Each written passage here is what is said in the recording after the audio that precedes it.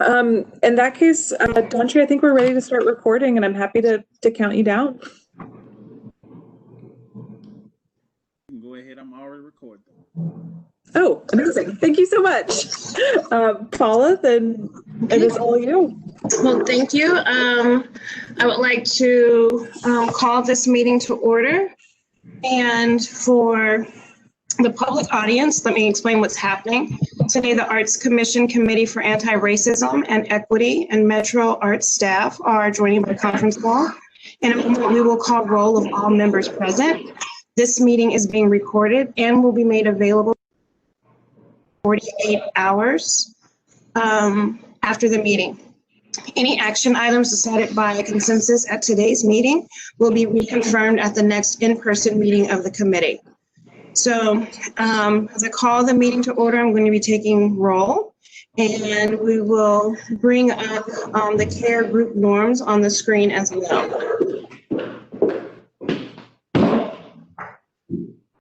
So for each committee member, I'm going to ask you your name and if you're present, and if you will please say yay. Aaron? Yay. Jonathan? Yay. Will? Yay. Ellen? Yay.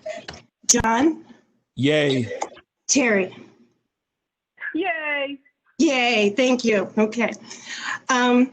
Fantastic. I will now call for a motion that the meeting agenda constitutes essential business of this body, and meeting electronically is necessary to protect the health, safety, and welfare of Tennesseans considering the COVID-19 outbreak, and is permitted under the governor's executive order number 65. We will need someone to propose a motion to this effect. I so move, Terry. Thank you, Terry. Is there a second? Second, this is Jonathan. Thank you, Jonathan.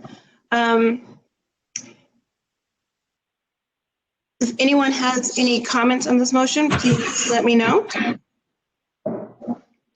Okay, otherwise I will go ahead and do a roll call vote. And I'm going to go through the list of committee members in attendance, and every committee member present must vote, even those who motioned, and you must say your name and your vote. Aaron? This is Aaron Dunges, yay. Jonathan? Jonathan Marks, yay. Will? Yay. Will Cheek. John? John Royal, yay. Ellen? Ellen Gilbert, yay. Terry? Terry McCormick, yay. Fantastic. The motion passes. I will now pass the meeting to Janine to facilitate our information session. Hi, everyone. It's so nice to see everybody here tonight. So we're going to continue our conversation that we started at the previous meeting, referencing the surge characteristics of white supremacy, where because we have such a full agenda with so many important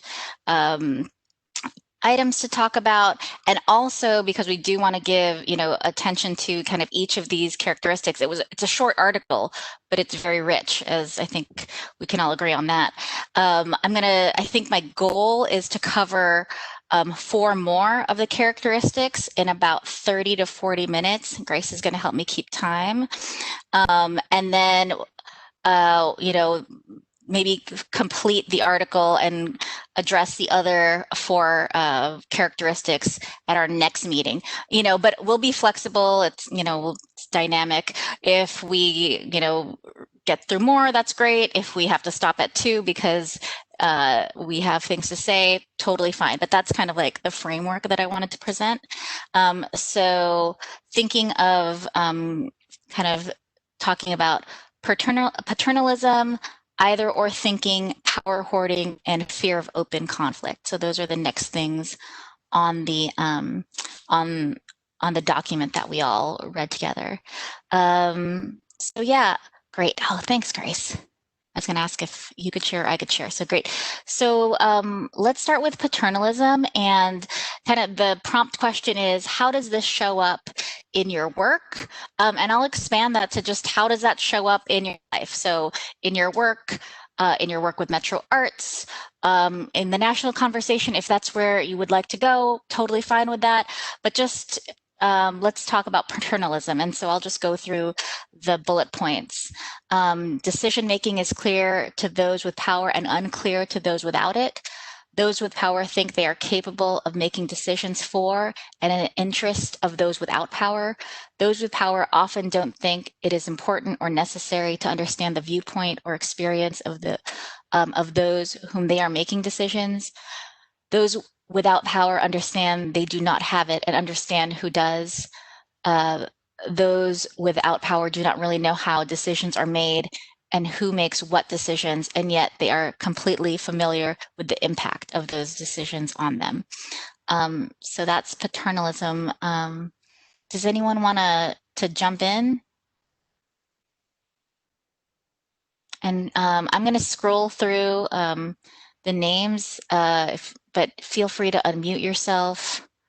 We can also just move on to the next one if anybody, if there isn't anything in particular tonight that you want to say specifically about that. This is one way I notice this happens a lot in the arts community is when organizations plan arts activities based on a theme, such as during Black History Month or Native American Heritage Month and Asian Pacific Islander Month, one of those, but they don't really pull into the conversation for the planning and facilitation of those activities any people from the community that they're purporting to represent or present arts programming for. Yeah, absolutely. And that happens so much. I agree with you completely. And that's something that we, like I've tried to kind of interrogate when someone presents something like that for sure. Anything else or anyone else? Go ahead, Jonathan. Yeah. You're unmuted. Yeah.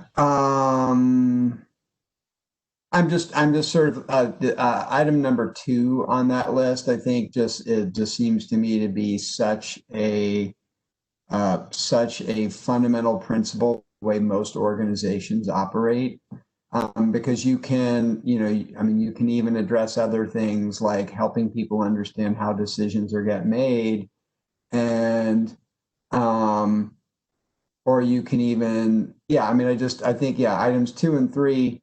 I just think no matter how much no matter how much organizations try to be inclusive in how they function, there's a point at which power is concentrated, and decision-making power in particular is concentrated in a small number of people. And what I struggle with in that particular notion is that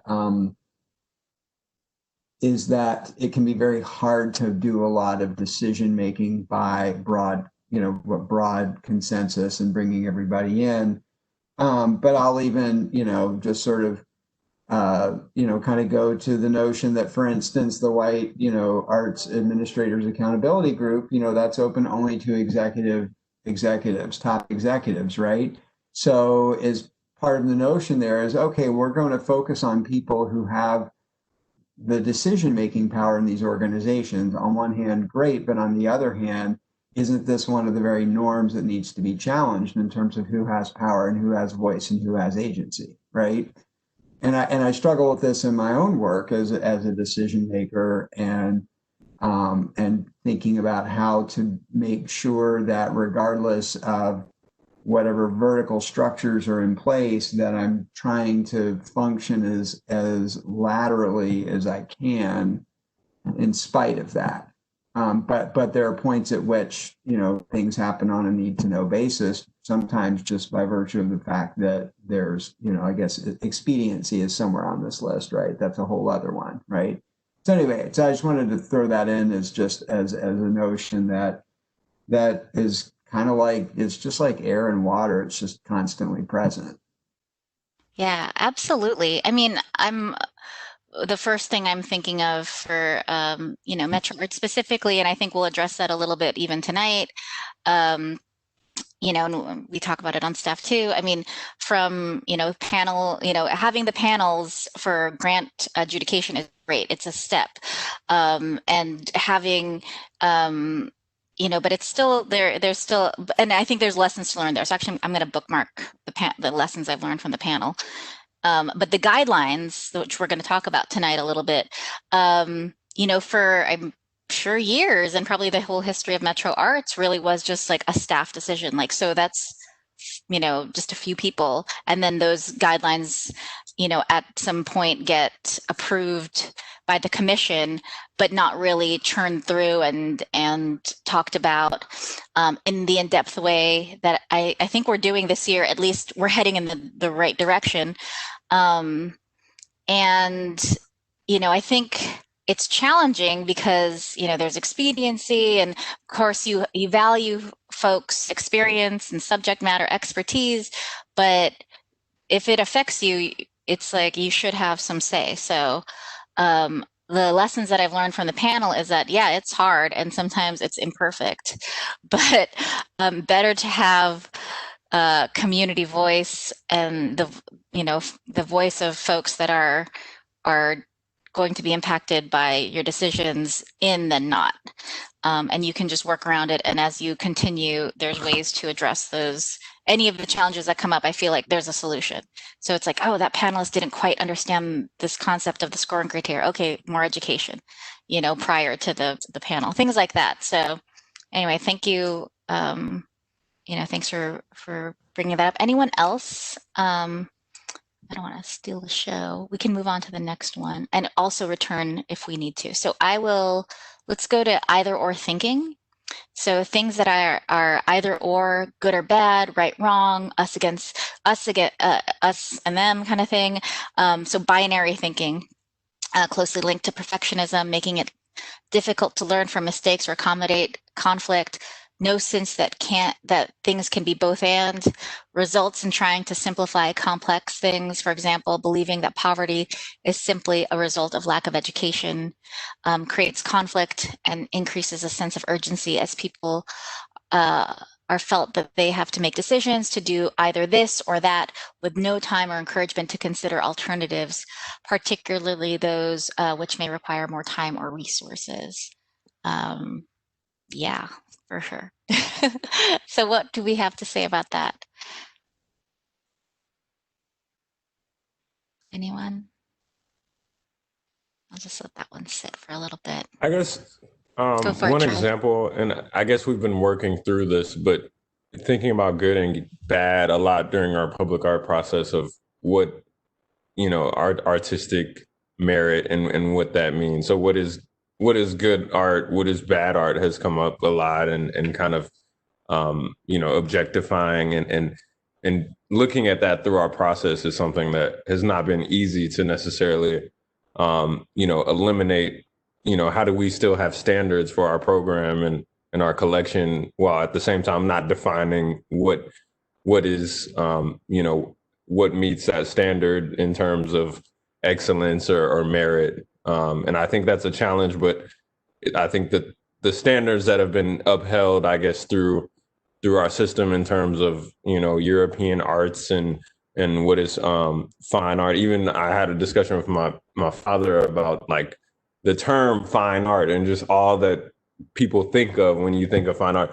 Yeah, you might think, okay, this is good, high quality art, but a lot of people, once you've worked with community artists, you start to feel like, maybe that's not the term we want to use for this. So I think, that's an interesting perspective through public art that we see a lot on, what's good, what's bad. And also, I guess more recently, what is right and what is wrong also.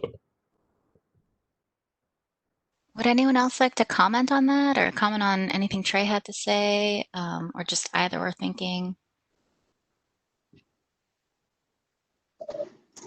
I think the same could be said for the grants and programs that are brought forth, right? So some people are thinking, oh, this is a great program, but the other people are like, I don't know, that doesn't sound right. But it goes back to making decisions for people who may not have power. So I think that a lot of the grant programs and things that are brought forth are, kind of that person may have brought it forth, and then the grants committee or even the commission may say, we don't like that. It's not a good idea. But I think we do a pretty good job of saying, you guys have vetted it, so, it makes sense. So, yeah, I think it can be said kind of within all domains. Zella, Absolutely. I think along the lines of good and bad also is, a lot of us deal with traditional arts. And a lot of times they're never called fine arts, right? Even though they might be a 5,000-year-old classical dance tradition for a particular culture. So I think the good, bad, right, wrong is definitely always applied to traditional arts, which people never understand is more about community than it is about the performance aspect of the art. Right. There's impacts that are not being considered, but with the same filter of like someone who's judging fine arts. Yeah, excellent point. Anyone else, either or thinking? Well, let's, I guess we can kind of scroll down to power hoarding and check in about power hoarding. Little, if any, value around power sharing. Power is seen as limited, only so much to go around. Those with power feel threatened when anyone suggests changes in how things should be done in the organization. Feel suggestions for change are a reflection on their leadership. Those with power don't see themselves as hoarding power or feel or as feeling threatened. Those with power assume they have the best interests of the organization at heart and assume those wanting change are ill-formed, maybe stupid, emotional, or inexperienced, pardon me.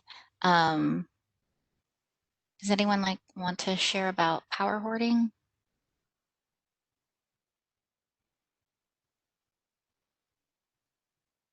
Scroll around. I think I'll go ahead, share a please. little bit. I won't go too deep into this, but I had an experience recently where I was in a meeting and someone in the meeting was clearly had more authority than everyone else in the room, without necessarily explicitly stating that, there's kind of, it goes without saying, there's kind of a reaction. And following up with this person, I said to them, I said, I don't think you realize how much power that you held in that room. And the dismissive thing, I think when you read they don't see themselves as hoarding power or feeling threatened, the immediate response was kind of like, oh, little old me, I'm not that important, don't worry about that. That means nothing. But it's about the presence in that space, and hoarding, I guess, would be the proper term. But it's interesting to think about that, and a lot of times it goes without saying. It's the silence of also those around. I think that is interesting. You kind of you wonder why people aren't necessarily speaking and using their voice as much. And it doesn't necessarily have to be an outright, hey, you're not allowed to talk right now. It's kind of that power holding space, and it's interesting to see that dynamic play out in life and in different situations. Sorry, I know I'm speaking with little experience. No, Trey, absolutely. Would anyone like to comment on what Trey said or power hoarding in general? I think that I'll comment a little bit and just say that, just even thinking about the idea of hoarding, right? It's keeping more than you need. Like, why couldn't it be enough to just be like, I feel comfortable talking and I feel comfortable expressing myself. And, I want to sit in the same space with another person where they feel comfortable talking and expressing themselves. I mean, just even in a conversation, right? I mean, just the idea of hoarding is so, I don't know, like, I think maybe, I guess inadvertently it happens and you're like, oh yeah, I get, but thinking about it, it's like, why would you need more than you need? You know what I mean? It's also scarcity thinking, Mm-hmm. saying, I mean, it is, which is antithetical to multiculturalism. It's a, if there's one viewpoint, it's easier to control. Or if there's one place where there's power, or if there's one, and also it's about responsibility as well. I feel like power sharing is, if I can mitigate the damage that someone with a different idea that I don't know about might, what if I can mitigate those aspects for my institution, then I won't have to answer for something that I just blindly trusted, in a way. And I think that it's kind of like the last one. I think there's a yes and thing that doesn't get addressed when this happens. I've seen ideas get shot down just because the whoever's most directly responsible, that has the most power in the room, didn't think that they could control it or didn't want to risk it. And so, yeah. Power hoarding creates the conditions that allow paternalism to thrive.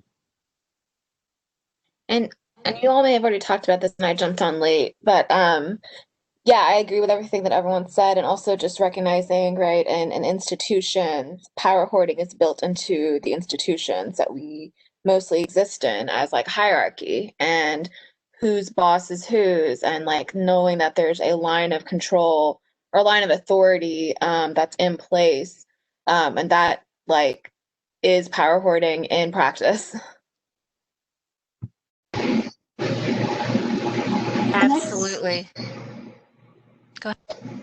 No, go ahead. I'm fine. Oh no, I just said absolutely to Sarah. So go ahead, Paula. Well, I was just going to say, to Trey's point, you mentioned something about, not having that experience. Even when we have tons of experience, we can still experience, people who are power hoarding. You guys know where I work and all that good stuff, and I'm taking over for a older white male. He is retiring and I'm taking his spot. And I will tell you, it is very hard for him to let go of who he is and what I represent coming into the space that he has occupied for so long. And so it's just very interesting. So it doesn't have to do with experience. I think it happens at all levels. And, as has been stated, it's institutionalized. Yeah, absolutely. Yeah, all of that. Anyone else would like to speak? But I agree. Bringing up that it is institutionalized in items like hierarchy or just the various like pay structures, things like that. Just all these things that are just part of kind of like our organizations and our institutions. So something, yeah, for sure to think about and just be part of our analysis. Anyone else on? Go ahead. Yeah, this is Terry. There's also, in conjunction with the points that have been made, is allyship in power hoarding. There's a dynamic in my job where jobs have been outsourced and folks are being terminated. And the outsourcing is with a company of a culture who works in the same mindset as the primary company, the parent company, pulling them in. So, and they happen to be a culture of color. So it's finding allies that sometimes are used against, or perhaps just have the perception of being used against, another community of color.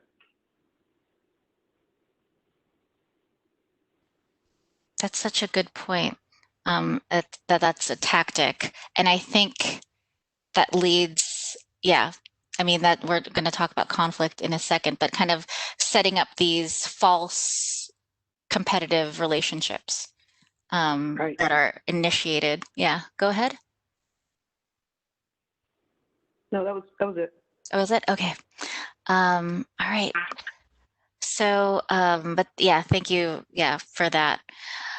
And so let's, yeah, I got a little bit of a time warning, so thank you, Grace. So we'll, I think we'll wrap up this session's informational, portion of the meeting with fear of open conflict. So people in power are scared of conflict and try to ignore it or run from it. When someone raises an issue that causes discomfort, the response is to blame the person for raising the issue rather than to look at the issue which is actually causing the problem.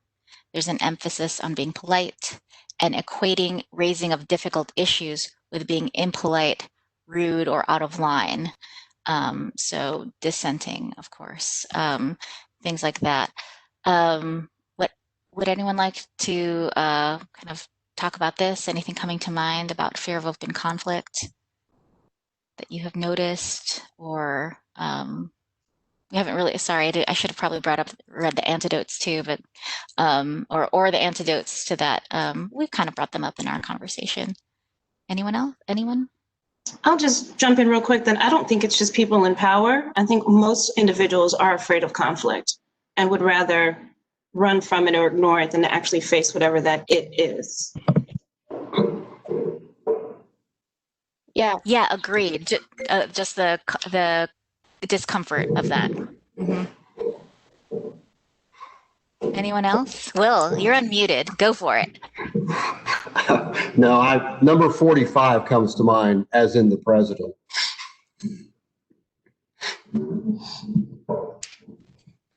Yes. Mind for me on all of these, Will. Right.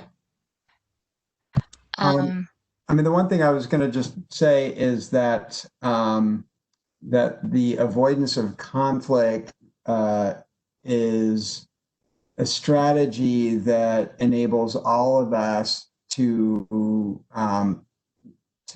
not be held accountable to challenging our own assumptions, right? And so just thinking about the ways in which sometimes we may avoid conflict because we don't want to have to do the work of unraveling our own sort of tightly held convictions around something. Yeah, absolutely.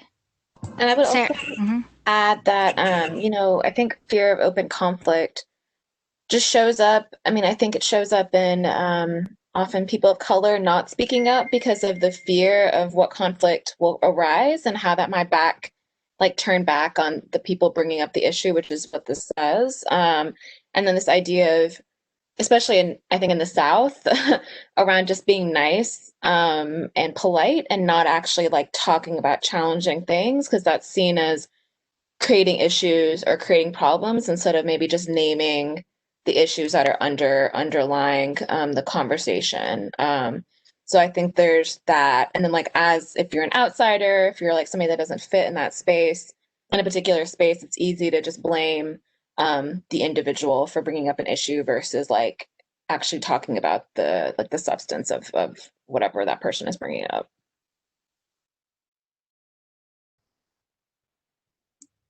yes, for sure.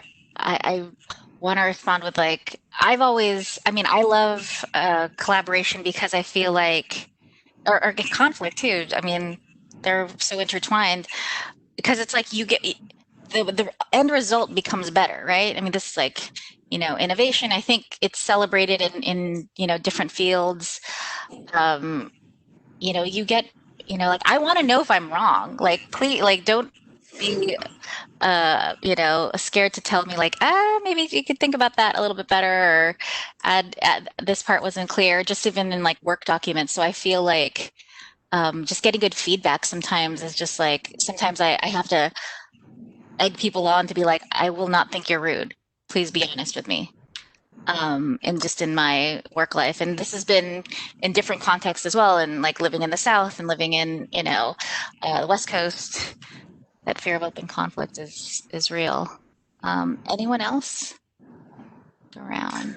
I don't know how related this is, but I also think, and I don't know if it's not exactly the same, but this whole idea of cancel culture, it probably does scare people, away from speaking out, depending on their environment, because it's the idea that you totally disagree with someone and you completely just shut them down, period. You can't, deal with them. Obviously, they're the extremes, but a lot of these situations are you feel like people just don't see eye to eye. People have made mistakes in their lives that aren't necessarily, hurtful to others, but it's been a very common thing these past few years to just say, I'm done with that person, period, because I disagree. And a lot of people can't afford that in certain situations. So I think they stay silent.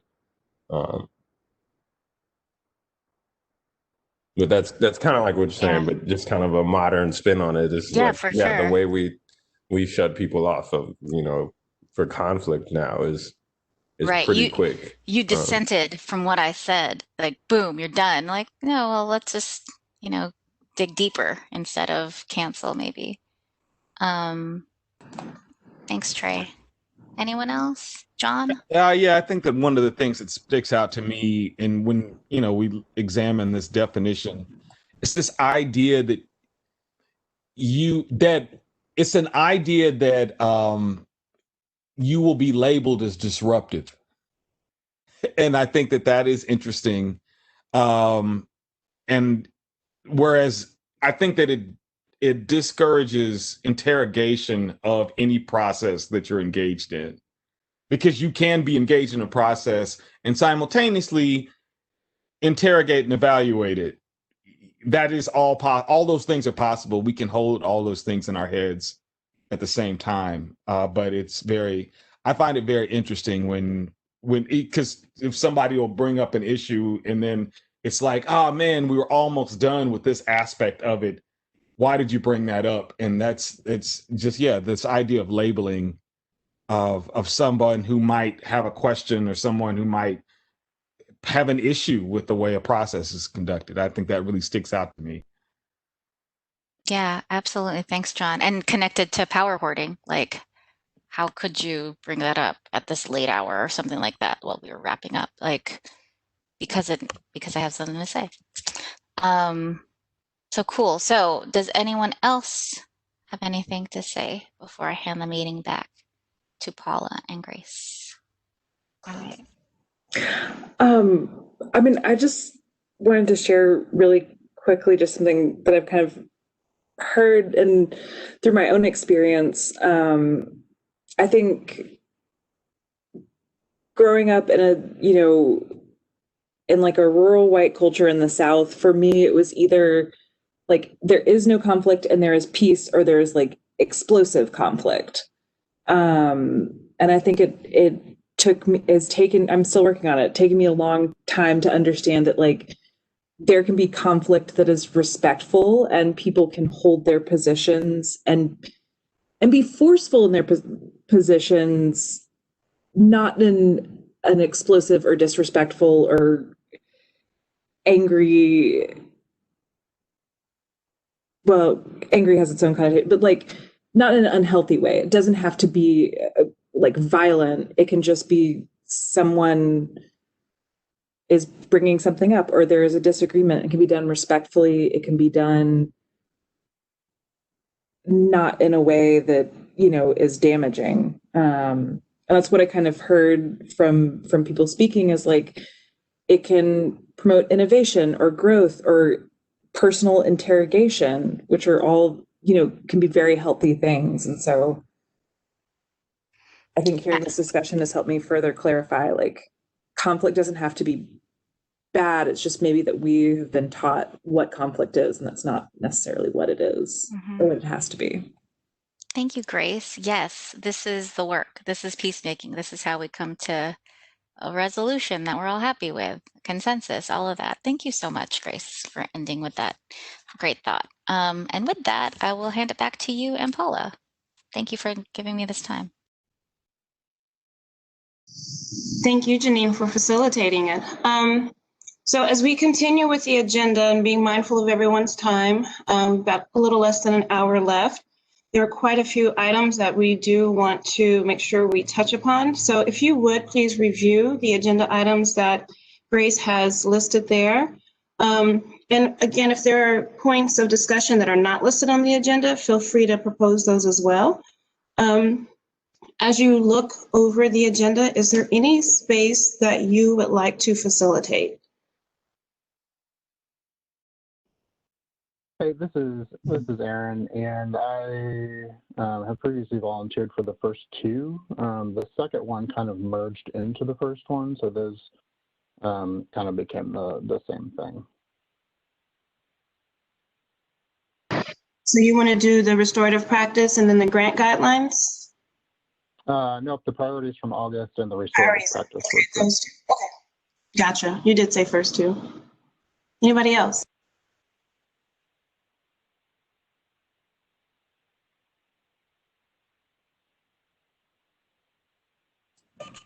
I don't know if I should necessarily facilitate it, but I do have updates on public comment and notice policies. So I'm happy to at least kick that one off.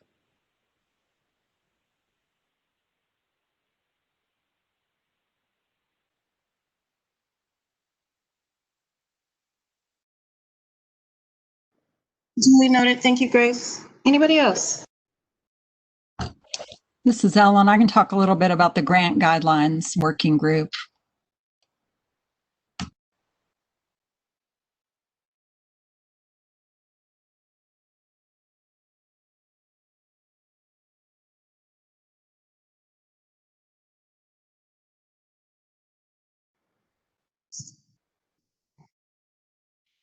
Okay. Is there anybody else that would like to facilitate any of these agenda items? We've got 1, 2, 3, 4 committed to.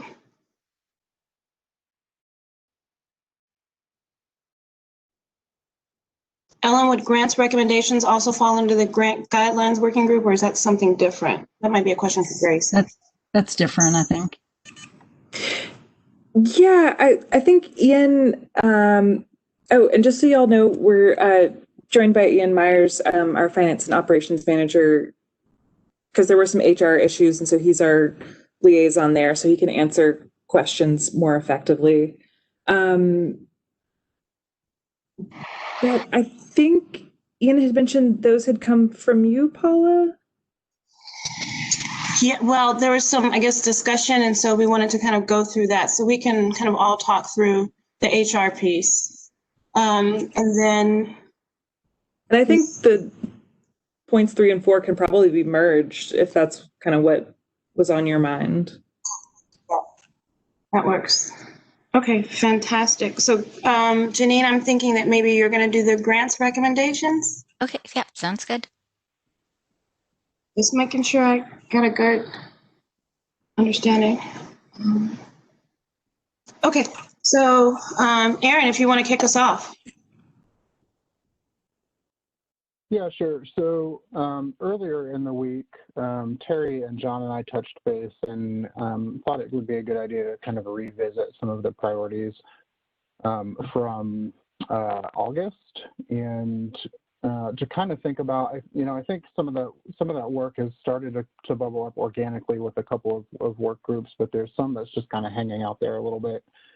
And we were wondering if maybe there's a way to a little more thoughtfully and a little bit more intentionally approach some of that, perhaps through some other work groups that we might be able to form, or maybe we need to kind of prioritize what we're working on first, because there's a lot of opportunities there. It's a lot of work, and we were just kind of wondering if maybe there was a different way to approach it, to be sure that we're giving everything that we need to the staff, and that we're also receiving the things that we need to so that we can continue the work.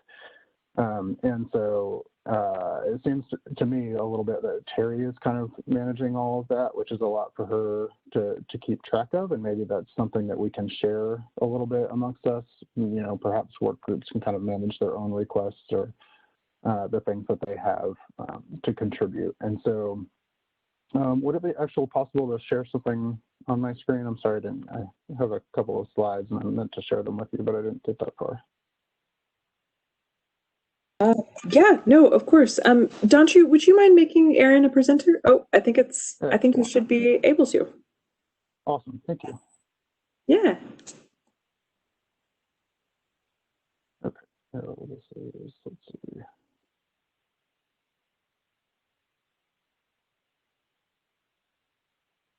Okay, so as I said, we're kind of looking at, are there some different ways we can organize to work on some of the priorities that we've talked about, requested information and information that we have been asked for, and then also some questions that some of that has brought up with our relationship with Metro Arts. And so just a quick, this is a kind of a partial list of things that we've asked for. We've talked about the community survey that happened earlier in the year, a list of current programs, internal staff initiatives. We talked about maybe data in regards to demographic things, and then we've also asked for exit interviews. So that's just kind of an overview of things, and then categories of work. So I organized it a little bit differently. I went through the slide deck from August. It's a little organized just differently, just because of how I was thinking about it. But this is kind of a breakdown of some of the tasks that I saw in that report. So one is kind of training and inclusion specifically around training for board members, both current and onboarding, as far as anti-racist expectations and policies, and along with that, kind of the development, the purchase of some sort of training curriculum. And we talked about establishing a policy for the inclusion of people of color on search committees and training for those search committees on things like implicit bias, which again would require the development of training curriculum, or if there's something out there that would make sense, that's an opportunity as well. We had some conversation around communications and public relations, and kind of that list of requested materials just to relate specifically to the community survey. These are some of the things that fell underneath that category. Examining potential alliances with other departments and organizations, develop a communications plan to inform public about the work of care. And I know that's something that we're talking about in some other ways. And then create space to hear public's voice on racial equity in Metro Arts. And I know that's something else that we've started to talk to. And this, are there ways that we want to kind of form so that this isn't kind of falling all on staff, or are there ways to kind of help with communication between us and staff to help with some of that development. One thing that I was thinking as I was looking at a lot of this is that I think a lot of this, especially when it comes to informing the public about the work of care and also hearing from public voices, Metro Arts through their Learning Lab program trains artists to do that very work. And so part of that makes me feel like it's important for Metro Arts to kind of lead by example with that, because they're asking other organizations to do that very thing. And so I think it's important to kind of grab hold of that and to work on doing that internally as well. And I think it could potentially be a way to hire artists to help with that work. And so I think that's something to just kind of keep in mind, just something I thought about as I was looking through some of this. Externally focused analysis and development. So relates to the community survey, the list of current programs, data and demographics and organizations. We talked about finding ways to encourage the development of policies and practices in external organizations that drive equity. Working to review grant and public practices and policies, and that's stuff that is happening. Review of programs to assess impact on equity goals. And so I think some of that is happening. I think there also have been some places where we as a committee have been passed by, specifically with the formation of the White Accountability Group and the Anti-Racism Statement that came out earlier in the summer. And so that kind of makes me wonder how we can shore up our relationship with Metro Arts a little bit.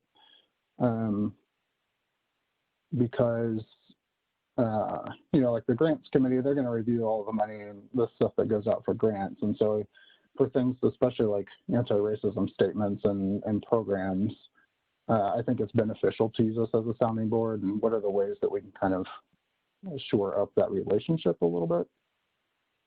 And then internally focused analysis and development, related materials, any internal staff initiatives and exit interviews from the last 3 years are things that we've talked about using.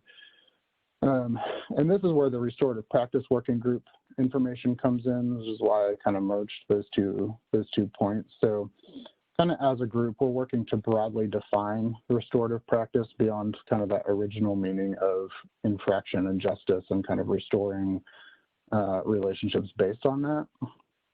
And our kind of we're starting to review policies to look at where we might be able to insert some restorative or civic practices, and focusing on things like transparent communication, shared or transparent decision making, conflict management, and restoration and open dialogue.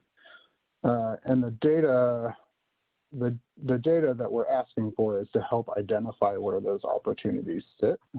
And there's some other opportunities for data collection that I think could be out there as well. This could also be another strong opportunity to incorporate some civic practices, whether that's led internally or by artists. So kind of with some of this is starting to happen a little bit organically. Do we want to, as a group, kind of think about how we might want to prioritize some of this work or organize a little bit differently so that we're being a little bit more thoughtful about all of it, and rather than just kind of waiting for things to bubble up here and there. So I'd be open and appreciative of any thoughts that others might have.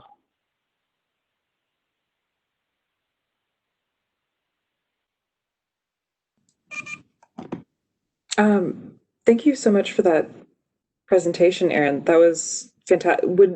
My first question is, would you be open to sharing that PowerPoint just so I can review?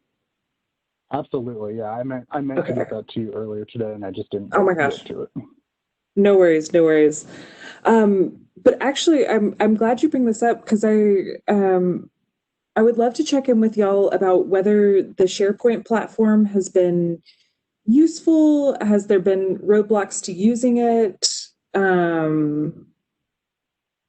mean, I never want to like baby y'all, but also I know it can present some problems. So I'd love to hear feedback on that, if that's a good platform for information to gather, or how that would work for y'all. This is Terry. I can respond to that. Because it's a Microsoft product, if you don't have a Microsoft account, it wants to ask you for it. So it's got some, I mean, I know everything has its problem, but this particular platform tends to have problems with user identity when you're sharing. So for me personally, it's a problem. Okay.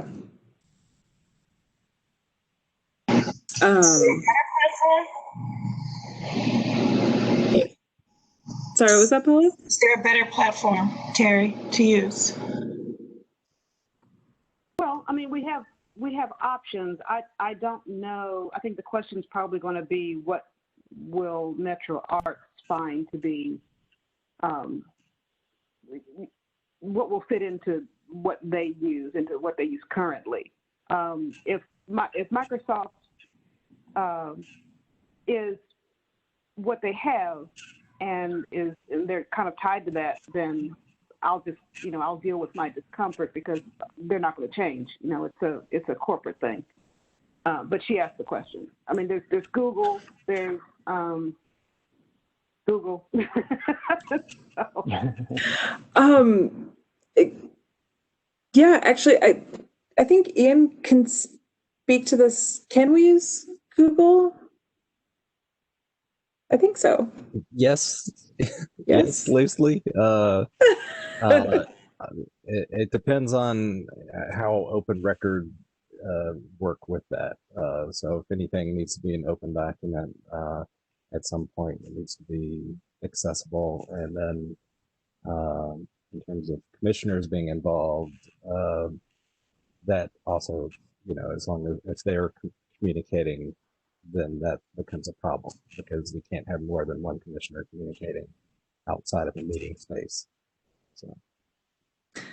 So I think, because what I'm doing with SharePoint right now is that our community committee members have the ability to edit.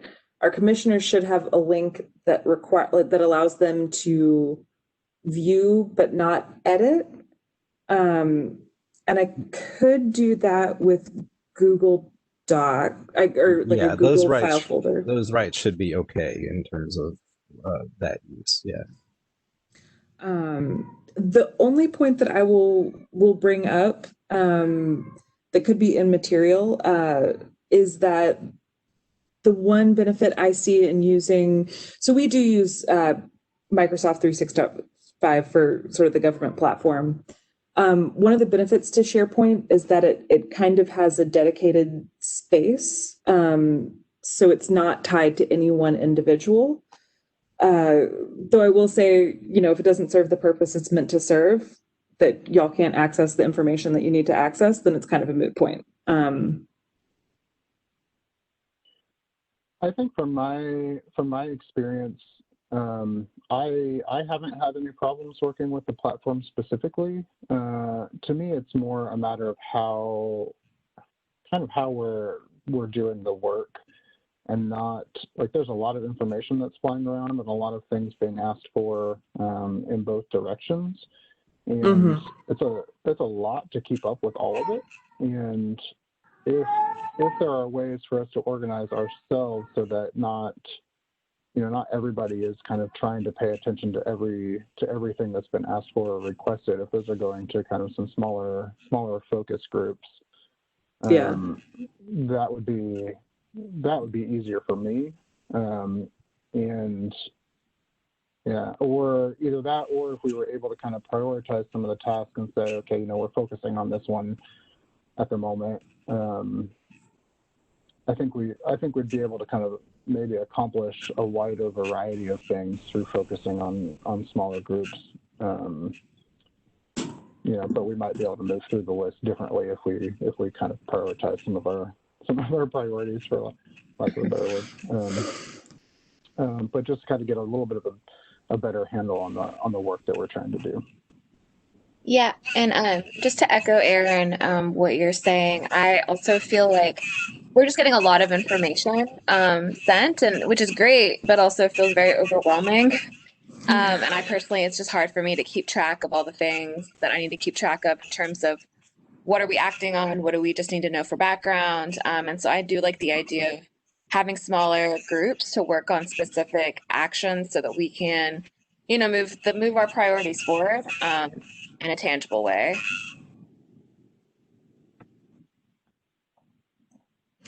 That makes absolute sense to me. And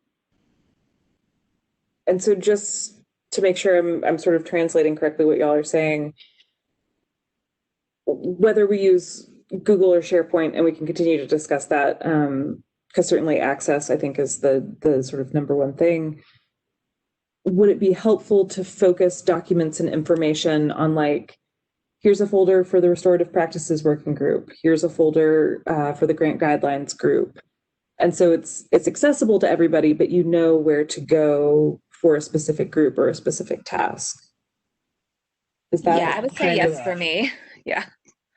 Yeah, and that would be super helpful for me. I think it would also be helpful if we kind of could look at those priorities and see are there other work groups that we need to think about forming right now? What are, to kind of go along with some of that information that we've that we've requested and that's been asked of us, so that so that we have, because like those two are the ones I feel like they've kind of bubbled up a little organically, but it might be time to kind of be a little bit more intentional about other work groups.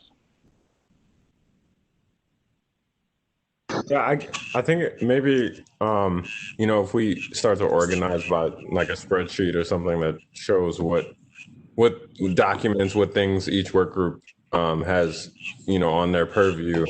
Because to be honest, we were also going to bring up the employee handbook, which is just like you're saying, Aaron, another thing to review, just that has to be read, and who's going to read it, who's actually going to talk about it, which work group, and like you guys are saying, we don't want you guys to you guys don't work for Metro Arts like we do, and yeah, so I can maybe start a spreadsheet. I don't know, Janine and Grace, if that would help, maybe, so we can at least start to separate the work groups out, and then figure out visually what we're working on within each one. And I think, Aaron, that presentation will be very helpful, and what in your mind what the restorative practice group is working on, and I can reach out to everyone else as well. Absolutely, and the presentation from August is in the August meetings folder, and that would be really helpful for that as well. That's what I was referencing, and kind of organize things a little bit differently, but that would be super helpful too. Okay. Yeah, no, I can definitely. I'm happy to do that.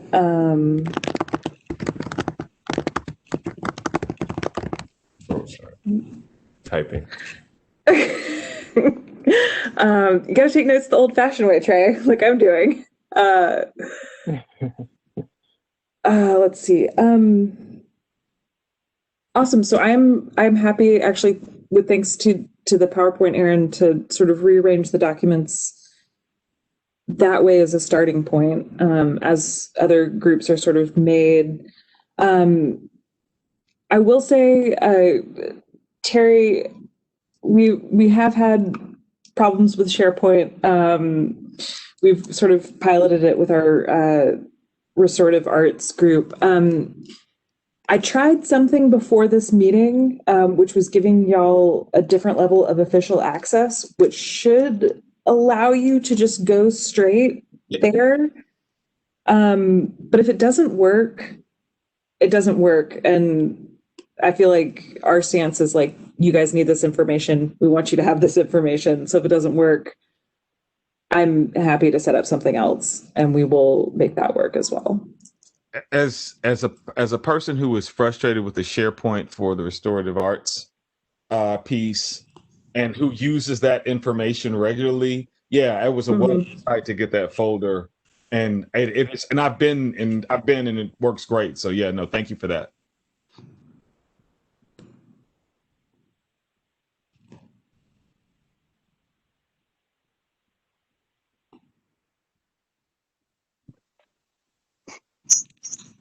Also, I didn't know if we wanted to talk about what Aaron mentioned around just like communication, or around, other big kind of initiatives that Metro Arts takes on, which is really exciting, of, the like the Black Lives Matter statement and the White Affinity Group work that's happening. Like, how do we kind of become a sounding board for that work, or something that at least I thought was kind of part of our role? And so, like, how do we make sure that we're part of those processes and not like interfering, but, if we have expertise, like, how do we assist in some of that work? And I don't know if this is the space to talk about that, or if that's like a future discussion of like what processes like can happen or be created to make sure that our voices are heard in some of those, like, specifically like equity related conversations or practices. So I just wanted to bring that out too. Yeah, thanks, Sarah. I have some thoughts about this. I mean, I think if we use the model of like the other committees, right?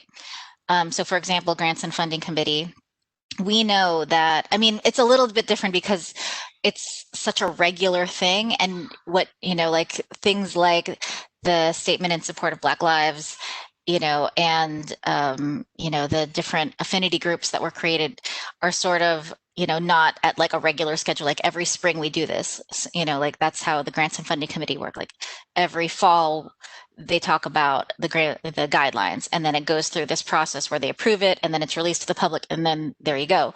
But using that as a model, I mean, it's, imperfect, but we could talk about like creating a statement or a policy that says like, if Metro Arts is, creating a specifically racial equity related program or statement, and we could talk about different, wordsmith this, and maybe this is a working group, because we should get it right and we should have consensus, but like something like, there need to be like, reasonable effort to have it communicated to the committee and vetted prior to public release, something like that, and of course there's things that are, time sensitive, of course, and things like that, but I think we've worked it out with other committees. We've worked out processes with the other committees, public art, grants and funding, as I mentioned. And so I think we could work it out, but I think it probably will need some sort of concentrated effort on like what exactly that policy is, what makes sense.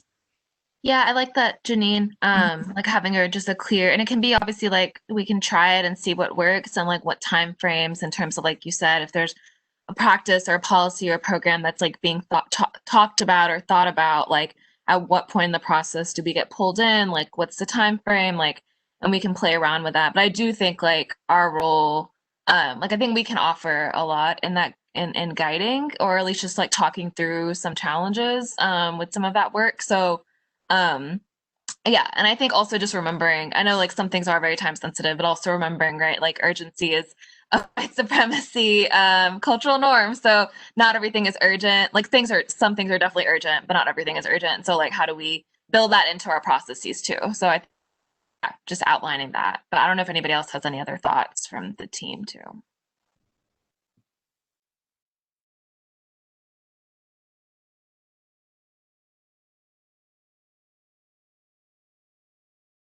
Yeah, sorry, I agree with all of that. And that might be something that one of our work groups can work on as we kind of start to look at how we can approach all of that, all of the priorities that are on our list. But I definitely think that's a big one.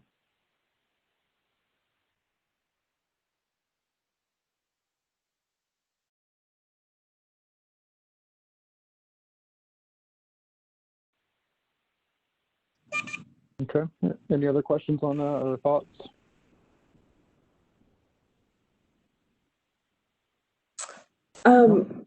I will just add from my perspective, and I will speak for myself and not the staff. I know, and this is perhaps tying back in with actually some of the things we discussed last night. I know sometimes that I feel worried that I am overburdening y'all's generosity or like taking advantage of your generosity. So I would love it if when that conversation happens, there could also be some discussion of like processes for y'all being able to say, we're at capacity, we need it to work like this, or, we need you to find another support for this, or just knowing that if we bring something to the table, that there's something in place for y'all to be like, okay, this isn't our full-time job, but like, does that make sense? This is Ellen. I don't think you would be taking advantage of us. I think you would be respecting our expertise and all the years of training we had in this area and using us for what I thought the care team was supposed to be for.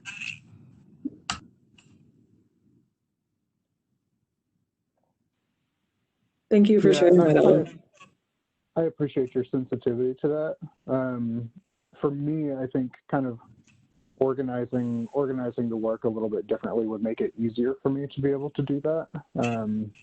If I know, what work group or work groups that I'm a part of it would help me kind of organize my part of the work on this committee a little bit better, because I wouldn't feel pulled in every direction all the time. And so I think just kind of, setting that up a little bit more intentionally than would help me kind of manage some of that.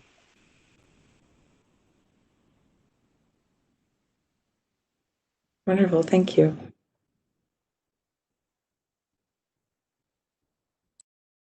Yeah, and I would just echo what Ellen said of like, we're here to help and support and like help Metro Arts like think about and practice racial equity. And so like I want y'all to ask us or like involve us in the work, like the day-to-day or the big programmatic or whatever stuff. That's just from my perspective. But and I think we're in relationship enough that if we do feel at capacity, at least I will say like I can't take this on. So yeah. I want to echo that. I feel like, just for my own personal self, if I feel overburdened, I can say, but the whole reason to be here is to help move the work forward. And, that can't be done unless you actually do the work. So. And I guess I would just jump in and say, from my perspective, that I guess I'm also not entirely aware of what work is being done, and part of that may just be a function of a variety of things. But I guess I'm not. I don't. Is there kind of consistent communication going out around kind of how we're tracking on these things? Are there things I should be like? Are there places where I should be kind of more proactively looking for that?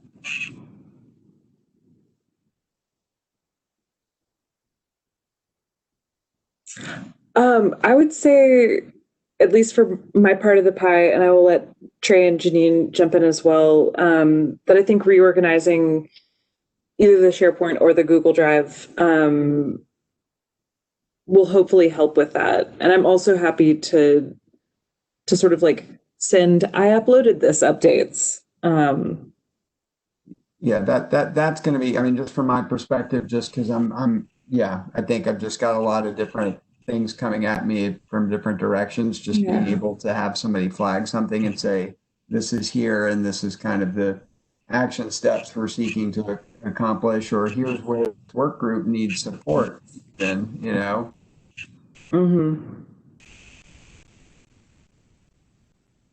Yeah, I'll just jump in. I mean, let's talk through this, and I love all the feedback, and I'm thinking through it and processing it.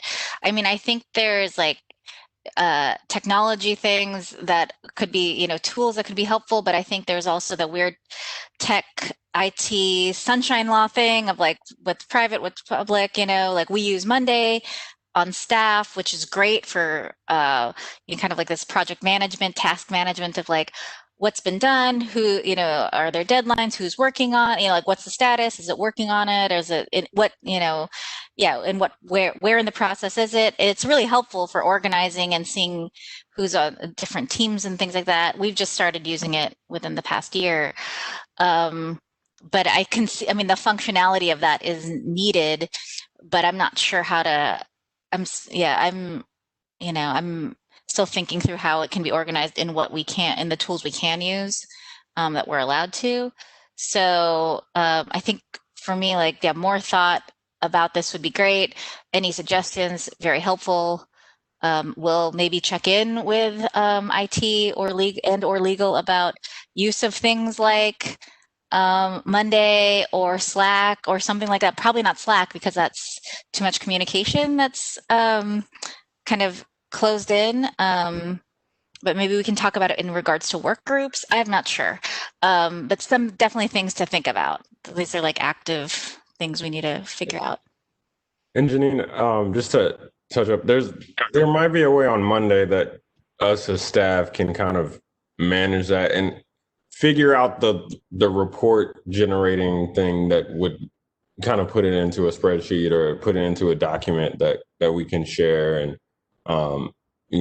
update as we go. And Monday is a way that we're able to kind of attach documents to specific tasks and do timelines and things like that. So even in the case that you guys might not have access to that specific program. We can organize it and, send out reports. It might be an easier way to kind of have consistency. And I can explore that as well through the Excel and Monday situation, because Monday it would be a great tool. And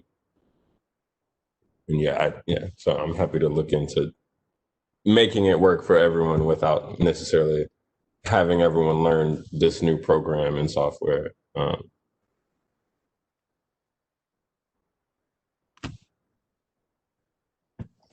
And I don't want to get fixated on measurability and metrics, because I think those can be problematic in some contexts. But at the same time, if fundamentally what we're trying to do as a committee is to achieve outcomes, and kind of going back to the originally sort of chartered group, it was called a transformation team.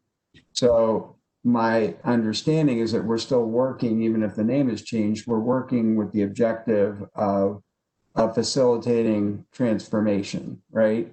And so to that end, to be able to understand, how we're tracking toward those objectives, and understanding how we can, both support it and also even, create space to question, assumptions around how we achieve those objectives, I think is good too. So I just kind of want to say that aloud in terms of another kind of like, or a layer of communication that I think from my own POV, and maybe it's just the way my mind works, and that I'm willing to be kind of challenged on that. I think it'd be helpful to kind of understand that and understand what role can I be playing toward those objectives.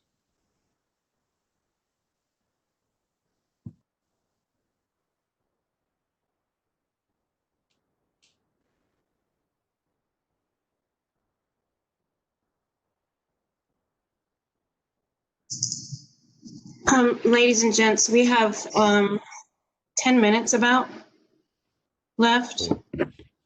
I'm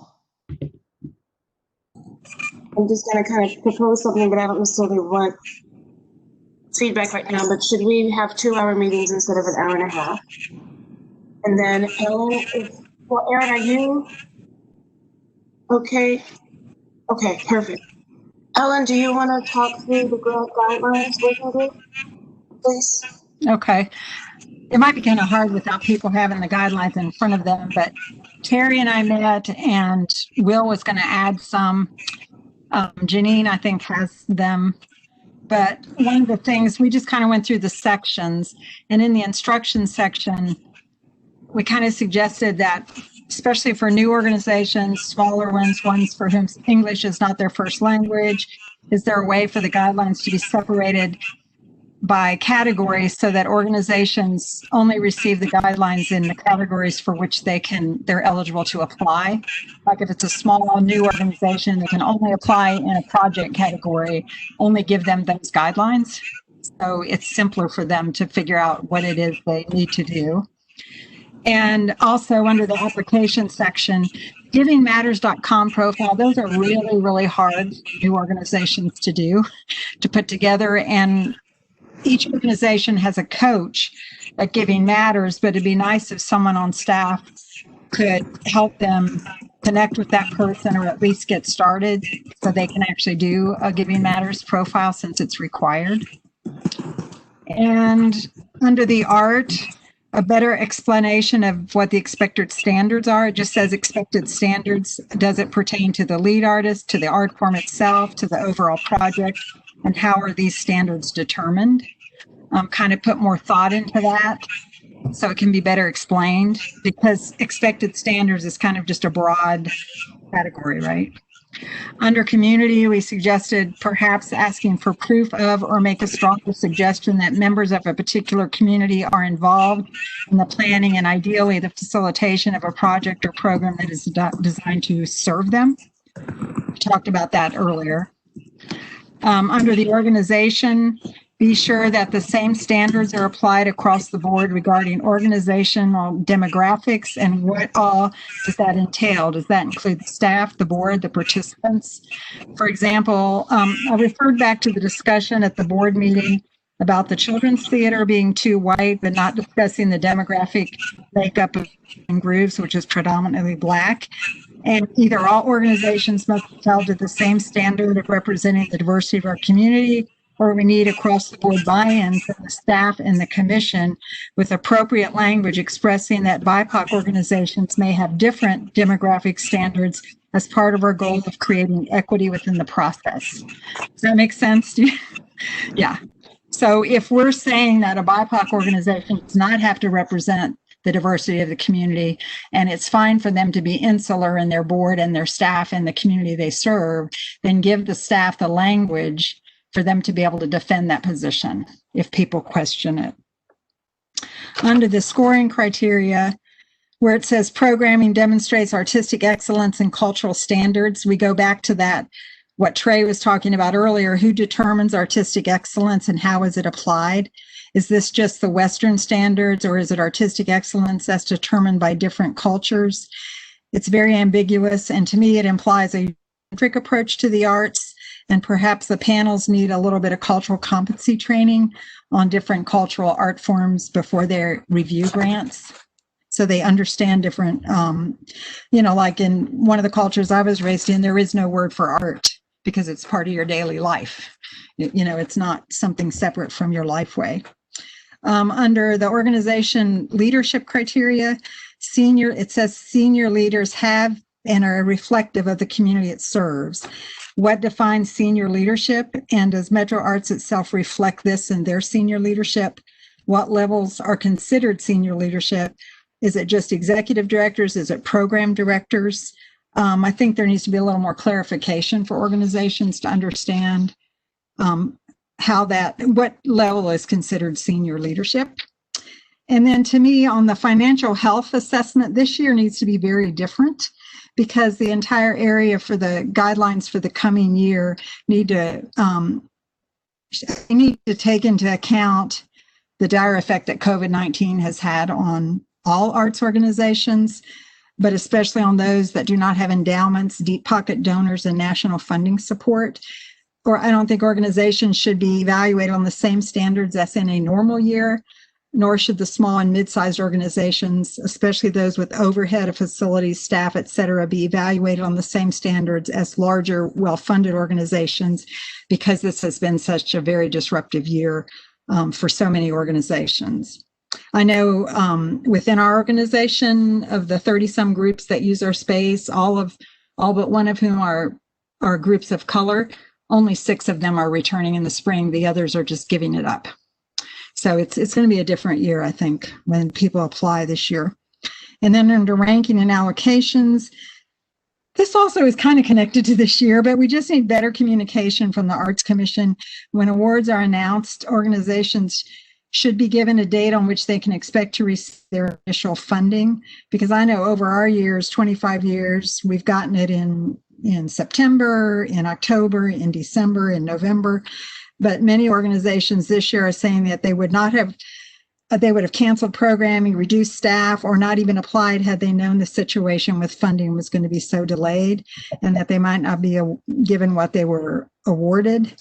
And many said, well, I've already spent money on staff and on programming, and now they're worried that it won't be. I mean, I know this year's weird, but just for any year, it would be nice if Metro Arts could come up with sort of a baseline schedule, so when people apply, they'll know when they can approximately start getting funding. And those are the only ones Terry and I came up with. I don't know, Will, did you have any to suggest since you couldn't make the meeting?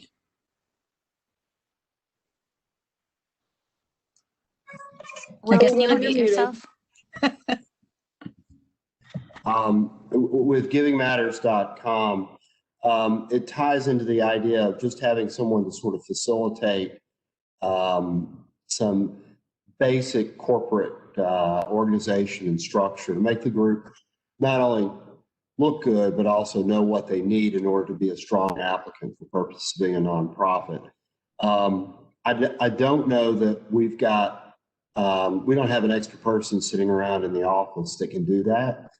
And I was wondering if we thought that there might be a volunteer group or any sort of organization that could help you know, less organized, for lack of a better word, nonprofits, get their profiles at givingmatters.com, make them look as good as possible, but then also do some tips about what would make the organization look stronger from the position of qualifying for grants. I'm sorry I'm rambling. It's late during the night for me. Yeah, I mean, maybe just a guideline of started, or to actually connect them with the person at Giving Matters. I mean, they'll walk you through how to do it. They'll hold your hand. That may be the best thing is to have a resource that's available and a contact at Giving Matters, a human that they can actually get in contact with. Do you think that would be helpful?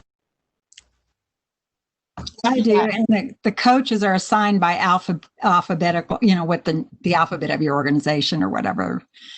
So yeah, if the direct information of how to contact the coach was in the guidelines, that would help, I think. And just so I know, do those coaches give advice? So if you've not set up a Giving Matters profile, one of the things that it helps you do is it asks questions like, have you had an audit? Questions that make you think about whether or not you should be doing things to be what, at least from their perspective, a more robust nonprofit. So those coaches can help with that too, right? They can, but just remember, a small fledgling group is not going to have all those pieces in place, right? Well, I understand. That's for lots of stuff. No, I totally understand that, but a fledgling group that is just starting might qualify for a tiny little bit of money their first year. But if somebody from Giving Matters can tell them, look, here's what you need to do. You don't need 3 board members. You need 10.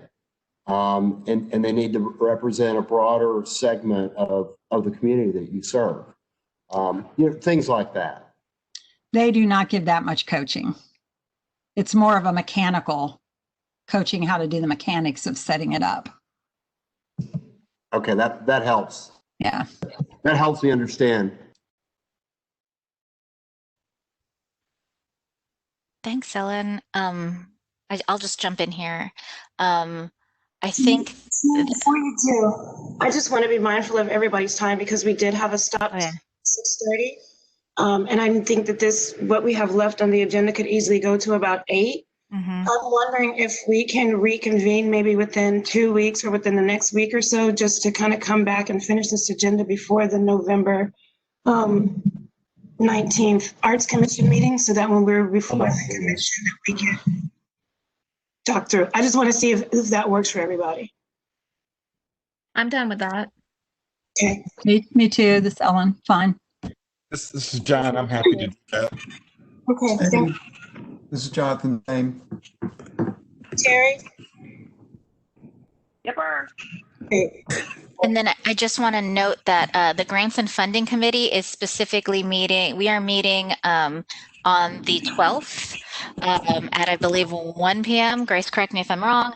And if you want to meet before then, that's fine. And then an idea that popped into my head is anyone on the grants guidelines working group, if you would like to join that meeting as a technical advisor. I'm including the slides of all of the notes that you provided, Ellen, and I'm including all the text you provided. But if you wanted to give just your, again, with your expertise and context, so that it's available, any one of you 3 is available to join that meeting. Just talk to Grace; she'll send you the invite. Thanks. For sure. Well, so I know we're creeping past. If it sounds like there is consensus about having a meeting before November 19th, do you want to discuss time now? Is it easier for me to send an email? Let's kind of get maybe a general sense, because do we want to meet after the grants committee meeting, or do we want to meet before?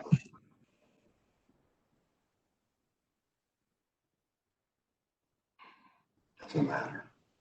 Okay. Thanks, Will.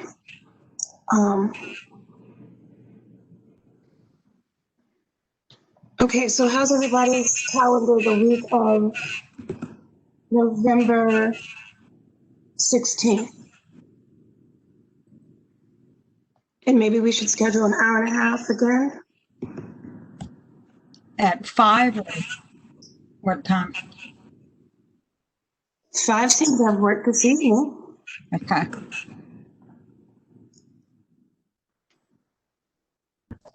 That slot should work for my calendar. Yeah, I'm going to be traveling that day, so I'm available, but I don't know that I'd have to be in the meeting. What about that Tuesday, November 17th? I cannot do Tuesday. Yeah, I cannot do Tuesday. Yeah, I have a conflict as well. Wednesday, the 18th? Wednesday works perfect because all of my Wednesdays are meeting with members of this body for me. So that's me personally. Wednesday works for me too. Me too, this is Ellen. Yep, me too. This is Aaron. Yep, works for me too. Fantastic. Okay, so Wednesday, November 18th at 5 p.m., 5 to 6:30. And then we'll pick up on the grants recommendations, the HR issues, public comment, and notices policies, and then any additional items that we need to discuss. Sounds good. Sounds And I will try to get that in order as well, in case y'all need to follow up on any documents. But if you have a moment to test out SharePoint, if it doesn't work, let me know so I can go ahead and start getting potentially Google Drive set up for y'all. Without adding too, good. Say that again, Trey. Oh, I was just gonna say, without adding too much to the next meeting, I can also try to have an Excel or Monday situation to better organize our work groups, prepared for that meeting. I think that's good. Terry, were you going to say something? I was just saying, if I'm the only one having an issue with SharePoint, then I'll just work it out. If someone else is up with it, then we shouldn't change a platform just for me. So I'll deal with it. Yeah, Terry, we'll help you get whatever you need also directly. Yeah, sure. and Terry, I won't abandon you to SharePoint. I'm always happy to get on a call or whatever we need to do to figure it out, because it's in the vein of consensus, it's important for everybody to have access. So okay, thank you. Okay, so else?